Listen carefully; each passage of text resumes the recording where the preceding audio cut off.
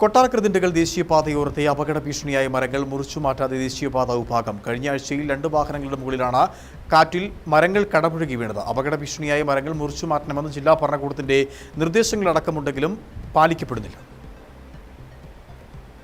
ദേശീയപാതയിൽ മുണ്ടക്കയ 35 മൈൽ മുതൽ മുറിഞ്ഞുകുട വരെയുള്ള ഭാഗങ്ങളിൽ പാതയുടെ വശത്ത് നിരവധി വൻമരങ്ങളാണ് അപകട ഭീഷണിയായി നിൽക്കുന്നത്. 6 മാസത്തിനിടെ 5ഓളം മരങ്ങളാണ് ദേശീയപാതയിലേക്ക് വീണിരിക്കുന്നത്. കഴിഞ്ഞ ദിവസം ശക്തമായ കാറ്റിലും മഴയിലും മരുതുമൂന്ന് സമീപം 2 ഇടങ്ങളിലാണ് മരം വാഹനങ്ങളുടെ മുകളിൽ വീണത്. ഭാഗ്യം കൊണ്ട് മാത്രമാണ് വാഹനയാത്രികർ അപകടത്തിൽ പരിക്കേൽക്കാതെ രക്ഷപ്പെട്ടത്. എന്നാൽ വാഹനങ്ങൾക്ക് കാര്യമായ കേടുപാടുകൾ സംഭവിക്കുകയും ചെയ്തു. മരം കടപുഴകി വീണ ഈ സ്ഥലത്തിന് സമീപത്തായി 4ഓളം വൻമരങ്ങളാണ് ചൂടിലെ മണ്ണുകൾ ഇളക്കി നിൽക്കുന്നത്. ഈ വൻമരങ്ങൾ നിൽക്കുന്നതിന് സമീപത്തായി നിരവധി വീടുകളുമുണ്ട്.